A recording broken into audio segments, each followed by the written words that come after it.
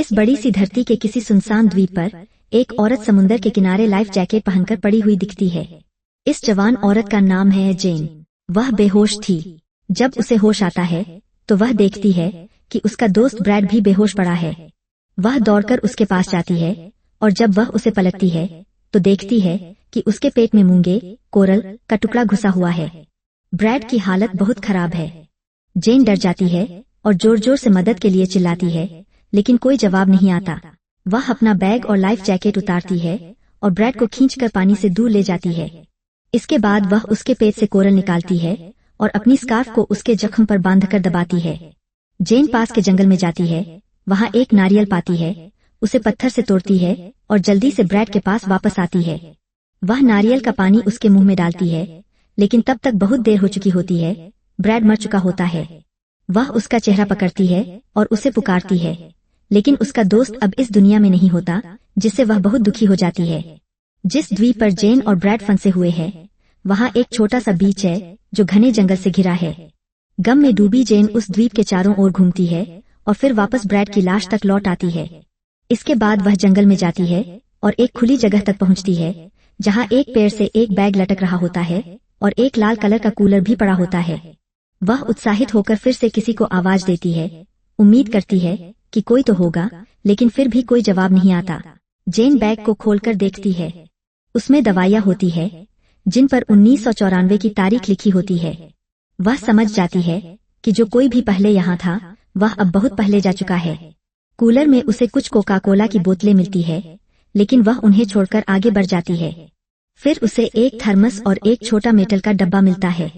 उस डब्बे के अंदर उसे ताश के पत्तों का सेट, माचिस की डिब्बी और कुछ और सामान मिलते हैं। उसी जगह थोड़ी और तलाशी लेने पर जेन को एक छोड़ा हुआ टेंट दिखाई देता है, जिसके नीचे एक बैकपैक रखा होता है। उस बैकपैक में एक पुराना गेम बॉय, एक कार का रेडियो, एक किताब और एक टेडी बियर रखा होता है। जब जेन फिर से बीच पर लौटती है तो उसे एक खोखले पेड़ से कुछ आवाज सुनाई देती है। वह जाकर देखती है तो उसमें एक ट्रॉपिकल पक्षी होता है। वह कुछ पत्ते इकट्ठे करती है ताकि ब्रैड के शरीर को ढक सके। चारों तरफ देखकर उसे सिर्फ रेत और समुंदर नजर आता है। उसी रात बहुत तेज बारिश होती है। जेन पत्तों के नीचे छुपकर और जैकेट को ओढ़कर अपने लिए छाव बनाती है। अगली सुबह वह कुछ छोटी मछलियां पकड़ती है जो बीच पर फंसी हुई होती है।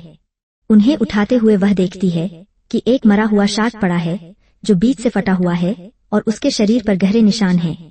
जेन समुंदर की ओर देखती है और सोचती है कि ऐसा भयानक जख्म किस चीज ने किया होगा। वह उन मछलियों को साफ करने की कोशिश करती है, एक सपाट पत्थर को चाकू की तरह इस्तेमाल करके। यह काम बहुत मुश्किल होता है और आखिर में वह हार मान लेती है और फिर से उस कूलर के पास लौट आती है। वह अपने सामान के साथ बैठ जाती है और अपनी डायरी खोलती है, लेकिन पानी में भीगने की वजह से उसकी स्याही पूरी तरह मिट चुकी होती है। जंगल में उसे एक फोटो मिलती है जिसमें वह और उसका बॉयफ्रेंड साथ होते हैं। थोड़ा और आगे जाकर उसे एक और खुली जगह मिलती है जहां 3 लोगों की कब्र बनी होती है जो बहुत पहले वहां रहे होंगे। यह देखकर वह डर जाती है। वह वापस बीच पर आती है और देखती है कि ब्रैड का शरीर अब सड़ने लगा है।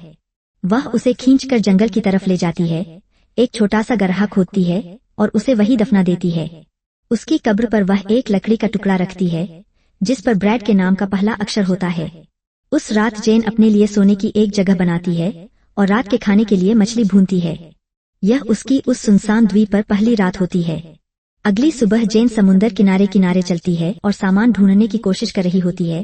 तभी वह चौंक जाती है। ब्रैड की लाश कब्र से गायब हो चुकी होती है। वह देखती है कि किसी ने या किसी चीज ने लाश को कब्र से निकालकर घसीट लिया है और उसका शरीर बुरी तरह से बिगाड़ दिया है। जेन जल्दी से एक लकड़ी का टुकड़ा उठाती है, उसे पत्थर से तेज करके एक भाला, स्पीयर, बना लेती है ताकि अपनी सुरक्षा कर सके। वह इधर उधर देखती है, सोचती है कि कोई चीज नजर आएगी, लेकिन वहां कुछ भी नहीं होता। फिर से रात हो जाती है और अब जेन पूरी तरह सतर्क है। हर हलचल और आवाज को ध्यान से सुन रही है, डर रही है कि जो भी ब्रैड की लाश ले गया था वो अब उसे नुकसान पहुंचा सकता है। लेकिन उस रात कुछ नहीं होता, चारों ओर शांति रहती है। अगले दिन जेन दूर कुछ तैरता हुआ देखती है। वह तैरकर वहां तक जाती है और पाती है कि वह एक बाल्टी और एक सूटकेस है। वह और नीचे गोता लगाकर और कुछ तलाशने की कोशिश करती है। तभी वह समुंदर के नीचे एक काला गड्ढा देखती है। जेन बाल्टी और डिब्बा लेकर किनारे लौटती है। वहां उसे एक जोड़ी जूते और कुछ कपड़े मिलते हैं। उसी रात, जो इस द्वीप पर उसकी तीसरी रात होती है, वह कपड़े बदलती है और जूते पहनती है ताकि ठंड से बच सके। आग के पास बैठकर वह फिर से मेटल का डिब्बा खोलती है और उसके अंदर की चीजों को ध्यान से देखती है। उसे डिब्बे में एक छिपा हुआ हिस्सा मिलता है जिसमें कुछ पुरानी तस्वीरें रखी होती है। वह आग की रोशनी में उन तस्वीरों को ध्यान से देखने की कोशिश कर रही होती है। तभी उसे ऊपर आसमान में एक प्लेन की आवाज सुनाई देती है। वह दौड़कर जाती है, फ्लेयर गन उठाती है और उसे चलाने की कोशिश करती है, लेकिन पहली बार में फ्लेयर काम नहीं करता। वह दोबारा कोशिश करती है और इस बार फ्लेयर जल उठता है। जेन दूर आसमान में जलती फ्लेयर को देखती है और उम्मीद करती है कि शायद कोई जवाब मिलेगा, लेकिन जैसे ही फ्लेयर धीरे धीरे गायब होता है, वह देखती है कि समुंदर से एक इंसान जैसा भयानक राक्षस बाहर आ रहा है। डर के मारे वह तेजी से वहां से भागती है। जहां वह बैठी थी, वहां से अपनी लकड़ी की भाला उठाती है और जंगल की तरफ दौड़ती है। जंगल में वह एक छुपने की जगह ढूंढती है। जेन पत्तों की सरसराहट और किसी के पैरों की आवाज सुन रही होती है। वह छिपी रहती है जब तक कि वह सुन नहीं लेती कि वह राक्षस वहां से चला गया है। अगले दिन जेन वापस बीच पर दौड़ती है। वह फिर से उन 4 तस्वीरों को देखती है जिन्हें वह पिछली रात देख रही थी। उसे पता चलता है कि वे तस्वीरें एक परिवार की है। आखिरी तस्वीर में एक औरत एक बैग लेकर उसी पेड़ के पास खड़ी है जिसे जेन ने पहले देखा था। उस तस्वीर में दूर 2 चमकती हुई बिंदु डॉट्स भी नजर आती है। जेन सोचती है कि अब क्या करना चाहिए। वह सूटकेस को खाली करती है, उसमें ब्रैड की लाइफ जैकेट्स रखती है और उसे एक राफ्ट, छोटी नाव की तरह इस्तेमाल करने की कोशिश करती है। वह इस अस्थायी राफ्ट को समुंदर में लेकर जाती है और उस पर चढ़ने की कोशिश करती है, लेकिन कई बार कोशिश करने के बावजूद वह सूटकेस राफ्ट उसका वजन नहीं संभाल पाता। वह हार मानकर लाइफ जैकेट्स और सूटकेस को वापस बीच पर फेंक देती है। उस रात जेन उस खोखले पेड़ को अपनी सोने की जगह बनाती है और अपनी लकड़ी वाली भाला पास में रखती है, अगर राक्षस वापस आ जाए तो बचाव कर सके। रात के किसी हिस्से में जब जेन उस पेड़ के अंदर सो रही होती है, तो वह सुनती है कि राक्षस वापस आ गया है। वह पूरी तरह शांत रहती है, जबकि वह राक्षस पास आता है और उस पेड़ के तने को लुढ़काता है जिसमें जेन छिपी होती है, लेकिन जेन एक भी आवाज नहीं करती। सौभाग्य से वह डरावना पल ज्यादा देर नहीं चलता और वह राक्षस वहां से चला जाता है। अगली सुबह डरी हुई जेन पेड़ के तने से बाहर निकलती है और कुछ छोटी मछलियों को चारे के रूप में इस्तेमाल करके एक छोटा शार्क पकड़ने में सफल हो जाती है। रात में, जो अब इस द्वीप पर उसकी 5वीं रात होती है, वह उस शार्क को राक्षस के लिए चारा बनाकर एक जगह लटकाती है और खुद एक ऐसी जगह छिप जाती है जहां से उसे शार्क साफ दिखती रहे। वह उम्मीद करती है कि राक्षस बस शार्क लेकर चला जाएगा और उसे तंग नहीं करेगा। जेन थोड़ी देर के लिए अपनी आंखें बंद कर लेती है और जब वह उन्हें खोलती है, तब तक शार्क गायब हो चुकी होती है। अगली सुबह जेन उस जगह की रस्सियों को देखती है जो अब घिस चुकी है। वह अपना हथियार तेज कर रही होती है, तभी उसे दूर पानी में कुछ तैरता हुआ नजर आता है। वह वहां जाती है और देखती है कि वह किसी आदमी की लाश है जिसका शरीर आधा कटा हुआ है और चेहरा बुरी तरह बिगड़ा हुआ है। जेन उस लाश को भी उसी तरह लटका देती है जैसे उसने शार्क को लटकाया था। 6ठी रात को जेन अपनी छुपने की जगह पर बैठी होती है और देखती है कि राक्षस उस लाश को गिराकर उठा लेता है और समुंदर की ओर ले जाता है। उसी वक्त उसे एक हवाई जहाज की आवाज सुनाई देती है, लेकिन वह अभी भी सोच में होती है कि क्या करना चाहिए। तभी वह देखती है कि राक्षस के पैर उसके बहुत पास आ चुके हैं। जेन पूरी तरह शांत रहती है और सौभाग्य से राक्षस वहां से चला जाता है। अगली सुबह जेन एक प्लास्टिक की चादर टाप का इस्तेमाल करती है और पेड़ों में एक ऊंची जाल जैसी जगह बनाती है ताकि वह वहां छिपकर आराम कर सके और राक्षस उसे न देख पाए। फिर 7वीं रात आती है। मौसम खराब हो जाता है, बहुत तेज बिजली कड़कती है और गरज होती है। उसे राक्षस की आवाज पास से सुनाई देती है। बिजली की चमक में जेन को वह राक्षस दिखाई देता है और दुर्भाग्य से राक्षस भी जेन को देख लेता है। जेन जल्दी से जाल में लेट जाती है और जब राक्षस पास आता है तो वह घबरा जाती है और तेज तेज सांसें लेने लगती है। राक्षस उस जाल को खींचता है और जेन नीचे गिर जाती है, लेकिन वह किसी तरह उस भयानक जानवर से बच निकलती है। वह अपना हथियार उठाती है, बीच की तरफ दौड़ती है और तेजी से भागती रहती है। राक्षस समुंदर से छलांग मारकर लगभग उसे पकड़ लेता है, लेकिन जेन तेज होती है और भाग निकलती है। राक्षस फिर हमला करता है। इस बार वह जेन के सामने खड़ा हो जाता है। जेन उस पर अपने हथियार से हमला करती है। राक्षस उसे पकड़कर फेंक देता है, जैसे ही जेन उठने की कोशिश करती है, राक्षस उसे लात मारकर पानी में गिरा देता है। जेन चारों तरफ उस राक्षस को ढूंढती है, लेकिन वह अब कहीं नहीं दिखता। अब जेन घायल और डरी हुई होती है। वह वापस जंगल की ओर जाती है और एक पेड़ पर चढ़कर वहां आराम करने की कोशिश करती है ताकि थोड़ा ठीक हो सके। सुबह होते ही जेन नीचे आती है और बीच पर जाकर अपने जख्मों को धोती है जो उसे राक्षस से लड़ते हुए लगे थे। फिर वह अपने कपड़े बदलती है और तभी हैरान रह जाती है। दूर समुद्र में उसे एक रबर की नाव दिखाई देती है जिसमें एक टेंट लगा होता है और जो धीरे धीरे द्वीप की ओर आ रही होती है। जेन अपनी आंखों पर यकीन नहीं कर पाती। वह तैरकर उस नाव की तरफ जाती है। वहां उसे 2 और लोग मिलते हैं, जहाज से बचे हुए लोग, उसका बॉयफ्रेंड लुकस ग्रिफिन और उसकी दोस्त मिया रीड। जब वो तीनों बीच पर पहुंचते हैं, जेन अपनी किस्मत पर यकीन नहीं कर पाती और तुरंत अपने बॉयफ्रेंड के गले लग जाती है। लुकस उसे दिलासा देता है और कहता है अब सब ठीक हो जाएगा। कुछ देर बाद जेन लुकस और मिया के लिए नाश्ता तैयार करती है और उन्हें 20 साल पुरानी कोल्ड ड्रिंक, सोडा पिलाकर खुश कर देती है। लुकस और मिया इस खूबसूरत द्वीप की तारीफ करते हैं, लेकिन जेन उन्हें चेतावनी देती है कि इस पानी के नीचे बहुत बड़ा खतरा छिपा है। लुकस उसे शांत रहने को कहता है और प्यार से उसे डियर, प्रिय कहकर बुलाता है। जेन अपने दोस्तों को उस समुद्री राक्षस के बारे में बताती है और उस समुद्र की गहराई में मौजूद एक काले गरहें के बारे में, जहां वह राक्षस लोगों को खींच कर ले जाता है। जब उसे एहसास होता है कि उसके सबसे करीब के लोग भी उस पर विश्वास नहीं कर रहे, तो जेन जैक का जिक्र करती है, जिसके टुकड़े टुकड़े हुए शरीर को राक्षस ने खा लिया था। जैक का नाम सुनते ही लुकस और मिया एक दूसरे की तरफ शर्म से देखने लगते हैं। जेन उन्हें बीते दिनों की सारी डरावनी बातें बहुत ही भावुक होकर बताती है और एक मरी हुई फैमिली की तस्वीर दिखाती है। राक्षस की आंखों की चमकती हुई तस्वीर दिखाने और अपनी सारी बातों के बावजूद लुकस और मिया अब भी जेन की बातों पर पूरी तरह यकीन नहीं करते।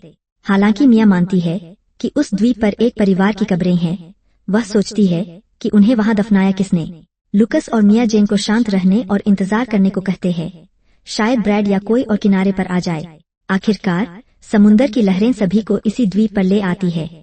तभी जेन मिया को बताती है कि ब्रैड, जो उसका बॉयफ्रेंड था, वह जहाज डूबने के बाद बच नहीं पाया और उस राक्षस ने उसके शरीर को पानी के नीचे खींच लिया। मिया यह सुनकर रोती हुई वहां से दूर चली जाती है। वह अपने नुकसान को समझने और सहने की कोशिश कर रही होती है। कुछ समय बाद तीनों दोस्त अकेले बीच पर होते हैं। मिया पानी की शांत सतह को एकटक देखती रहती है और अपनी दोस्त को बताती है कि वह समुद्र के बीचों बीच बहुत डरी हुई थी। वह हर दिन को ऐसे गिनती थी जैसे वह उसका आखिरी हो।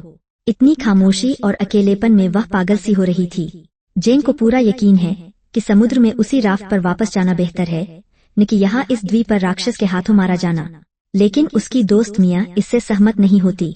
लुकस भी बीते दिनों में मुश्किल हालातों से गुजरा है और वह भी दोबारा पानी में जाने के लिए तैयार नहीं है। पर जेन ठान लेती है कि वह रात होने से पहले यह द्वीप छोड़ देगी। वह सुझाव देती है कि वे पश्चिम की दिशा में जाएं, क्योंकि विमान उसी दिशा में उड़ते हैं, तो वहां शायद कोई आबादी हो सकती है। इसके बाद वह लुकस से एक पॉकेट नाइफ, छोटी चाकू मांगती है ताकि निकलने से पहले ज्यादा से ज्यादा खाना इकट्ठा कर सके। जब जेन पॉकेट नाइफ खोलती है तो उसमें उसे लाल रंग के किसी तरह के निशान दिखते हैं। उसे महसूस होता है कि उस राफ्ट पर कुछ बुरा हुआ था और लुकस और मिया उससे कुछ छुपा रहे हैं। एक हफ्ते तक अकेले खाना इकट्ठा करने के बाद जब जेन अपने दोस्तों के पास लौटती है तो वह देखती है कि वे दोनों अजीब तरह से कांप रहे हैं। वे उसे बताते हैं कि वे दोबारा तैरने के लिए बहुत थक चुके हैं। उनका मानना है कि अगर इस द्वीप पर कोई डरावना राक्षस है भी तो वह खुले समुद्र में बहते राफ्ट से ज्यादा खतरनाक नहीं हो सकता। इसके बजाय वे सुझाव देते हैं कि बीच पर आग जलाई जाए और इंतजार किया जाए कि कोई प्लेन ऊपर से गुजरे। लेकिन जेन अपने फैसले पर अडिग रहती है। वह अपने दोस्तों को मनाने की कोशिश करती है कि वे लाइफ बोट में बैठकर रात होने से पहले यहाँ से भाग चलें। लेकिन लुकस गुस्से में आ जाता है और साफ मना कर देता है कि वह नहीं जाएगा। अपने सबसे करीबी दोस्तों का साथ न मिलने पर जेन अकेले ही तैरकर भागने का फैसला करती है। पानी में रहते हुए वह एक चालाक योजना बनाती है। जब लुकस और मिया लापरवाह हो जाते हैं तो जेन तैयार किया हुआ सामान एक डिब्बे में रखती है और फिर फुलाने वाला राफ्ट पानी में छोड़ देती है। वह बहादुरी दिखाकर उनके बिना भागने की कोशिश करती है, लेकिन वह जोड़ा यह देख लेता है और उसके पीछे भागता है। जेन दूर जाने की कोशिश करती है और मिया को पैरों से कई बार धक्का देती है। आखिरकार लुकस उसे राफ्ट से धक्का देकर बाहर गिरा देता है और मिया एक चप्पू से जेन के सिर पर वार करके उसे बेहोश कर देती है। जब जेन होश में आती है तब रात हो चुकी होती है। उसे एक पैर से बांध दिया गया होता है ताकि वह फिर से भाग न सके। मिया उसे बताती है कि अब द्वीप सुरक्षित है और अंधेरा होने के बाद से उन्हें कोई राक्षस नहीं दिखा। वह अपने दोस्त से माफी मांगती है कि उसने उस पर चप्पू से वार किया, लेकिन जेन कुछ भी सुनने को तैयार नहीं होती और छोड़ने को कहती है। मिया अब भी जेन की समुद्री राक्षस वाली बातों पर यकीन नहीं करती, क्योंकि जेन पहले भी अपने करीबी लोगों से झूठ बोल चुकी है और सबका भरोसा पहले ही खो चुकी है। जंगल से लौटने के बाद लुकस भी उनके पास आता है और बताता है कि उसने वहां कोई राक्षस नहीं देखा। जेन परेशान होती है और जोर देकर कहती है कि राक्षस जंगल में नहीं बल्कि पानी में आता है। मिया लिया उस जोड़े को अकेला छोड़कर बीच पर टहलने निकल जाती है। वह रेत पर एक बुरी तरह से कटाफ्टा मछली का शव देखकर डर जाती है। उधर लुकस और जेन के बीच बातचीत होती है, जिसमें लुकस पहले तो अपनी गर्लफ्रेंड को समझाने की कोशिश करता है, लेकिन फिर वह अपने असली जज्बात जाहिर करता है। वह कहता है कि जब वह अपनी दोस्तों के साथ याट पर मजे कर रहा था तब जेन खुश नहीं थी। उसे लगता है कि जेन उसकी जिंदगी में सिर्फ दुख और परेशानी ही लाती है और अब फिर से सब कुछ बर्बाद करना चाहती है, इस सुरक्षित द्वीप को छोड़कर जाने की जिद करके। जेन एक बार फिर लुकस से मन से सोचने की अपील करती है और उसे छोड़ने की गुजारिश करती है, लेकिन लुकस मना कर देता है। वह जेन को नीचा दिखाने की कोशिश करता है और याद दिलाता है कि वह पूरी तरह उसका साथ दे रहा था। लुकस को यकीन है कि अगर जेन अकेले द्वीप से निकल भी जाती है तो वह बाहर किसी के किसी काम की नहीं रहेगी, बेबस और असहाय हो जाएगी। फिर वह जेन पर गुस्सा करता है कि वह उसे बिना खाना और उम्मीद के छोड़कर भागने की कोशिश कर रही थी। जेन कहती है कि द्वीप पर बहुत खाना है और डरने की सिर्फ एक ही चीज है, वो खूंखार राक्षस। लुकस की सारी बातें सुनने के बाद जेन तय करती है कि वह जरूर पता लगाएगी कि राफ्ट पर जैक के साथ असल में क्या हुआ था। लेकिन इससे पहले कि लुकस जवाब दे पाता, मिया की एक जोरदार चीख सुनाई देती है। उसे राक्षस ने हमला कर दिया था। लुकस टॉर्च लेकर उसे बचाने के लिए दौड़ता है और जेन को अब भी पैर से बंधा छोड़ देता है। वह जब वहां पहुंचता है तो देखता है कि समुद्री राक्षस मिया को खाने लगा है। लुकस जलती हुई टॉर्च से उस पर हमला करता है, लेकिन राक्षस उसे आसानी से धक्का देकर दूर फेंक देता है। उधर जेन बड़ी मुश्किल से खुद को रस्सियों से आजाद करती है और अपने दोस्तों की मदद के लिए दौड़ पड़ती है, लेकिन बहुत देर हो चुकी थी। राक्षस मिया को पकड़ लेता है और उसे पानी के नीचे खींच ले जाता है। लुकस डर के मारे कुछ नहीं कर पाता। जब जेन वहां पहुंचती है तो वह शॉक लुकस को पकड़ती है और उसे जंगल के गहरे हिस्से में ले जाती है, जहां वे रात बिताते हैं। अब द्वीप पर 9वां दिन है। लुकस पैर से उतरने में हिचकिचा रहा है। उसे डर है कि शायद राक्षस नीचे उनका इंतजार कर रहा हो। जेन उसे यकीन दिलाती है कि समुद्री राक्षस दिन के समय कभी भी तट पर नहीं आया।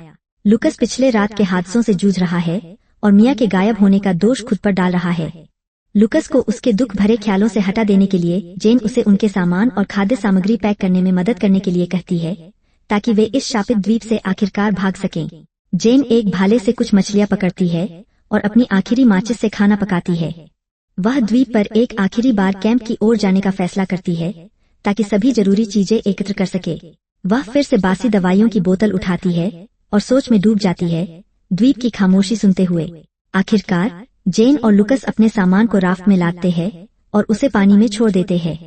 एक बार राफ्ट में सवार होने पर जेन देखती है कि सब कुछ लाल तरह से भरा हुआ है, जो शायद जैक का खून है। लड़की शंकित नजरों से अपने बॉयफ्रेंड की तरफ देखती है, लेकिन सच उजागर करने में हिचकिचाती है। लुकस तट से दूर डंडी चलाते हुए पश्चिम की ओर बढ़ते हैं, ताकि उड़ते विमान उन्हें देख सकें। लेकिन तभी लुकस को पानी के नीचे कुछ हरकत होती हुई दिखाई देती है। कुछ ही पल बाद समुद्री राक्षस कूदकर उन पर हमला कर देता है। लुकस और जेन खुद को राफ्ट के अंदर बंद कर लेते हैं, लेकिन राक्षस चारों ओर से हमला करता है। वे बहुत डर गए हैं, क्योंकि उन्हें यकीन था कि राक्षस सिर्फ रात के समय ही दिखाई देता है। समुद्री राक्षस राफ्ट के नीचे की सतह को तोड़ देता है और जेन को पकड़ने की कोशिश करता है, लेकिन वह इसे अपने पैरों से धक्का देती है। लुकस अपनी फ्लेयर गन से राक्षस के सिर पर कई बार गोली मारता है और उसे भाले से पानी में धकेल देता है। राफ्ट के नीचे से पानी आना शुरू हो जाता है। एक संक्षिप्त शांति के बाद समुद्री राक्षस जेन को दिन के उजाले में पानी के नीचे खींच लेता है। राक्षस एक विशाल शार्क और इंसान के मिश्रण जैसा दिखता है। वह जेन को धीरे धीरे समुद्र के नीचे एक अंधेरे गड्ढे की ओर खींच रहा है। अपनी डर को काबू करते हुए जेन को अपनी जेब में रखा हुआ चाकू याद आता है। वह उसे राक्षस को घायल करने के लिए इस्तेमाल करती है, जिससे राक्षस काले तरह से लहूलुहान होकर भाग जाता है। फिर राक्षस लुकस को देखता है, जो जेन को बचाने के लिए पानी में कूद जाता है। राक्षस तुरंत लुकस को पकड़ लेता है और लुकस के भाले से लड़ने के बावजूद उसे उस अंधेरे गड्ढे में खींच लेता है। जेन लुकस की मदद नहीं कर पाती। वह पानी से बाहर निकलती है और निराशा में चिल्लाती है। अब उसके पास कोई और विकल्प नहीं बचा है। उसे वापस द्वीप पर जाना पड़ता है, जहां टूटी हुई राफ्ट धाराओं के साथ बहकर पहुंचती है।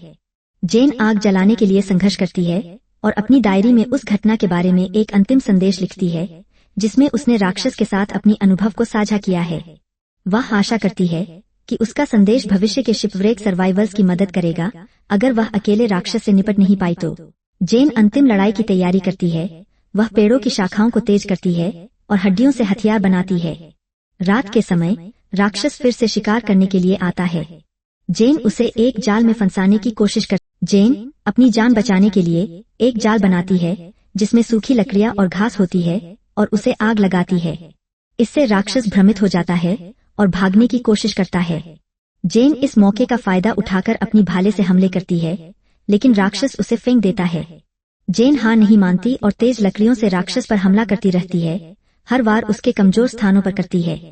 एक भयंकर लड़ाई के बाद राक्षस जेन को पकड़ लेता है और उसका सिर दबाकर उसे कुचलने की कोशिश करता है। बावजूद इसके, जेन एक तेज लकड़ी से राक्षस के सीने में वार करती है। दोनों बुरी तरह से जख्मी हो जाते हैं, लेकिन राक्षस जेन का पीछा करता रहता है। जब जेन किनारे तक पहुंचती है तो वह फिर से लड़ने के लिए तैयार हो जाती है, लेकिन इस बार राक्षस थककर गिर जाता है। जेन इस मौके का फायदा उठाकर राक्षस को भाले से मार देती है और उसका सिर काट देती है।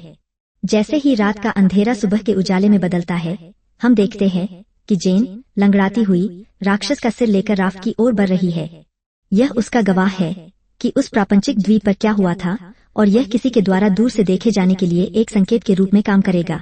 द्वीप अब जल रहा है और जेन की आपदा समाप्त हो गई है, और वह अब बचने की उम्मीद लेकर क्षितिज की ओर देख रही है। स्क्रीन पर संदेश आता है। देखने के लिए धन्यवाद। सब्सक्राइब करना न भूलें। अगली वीडियो में मिलते हैं।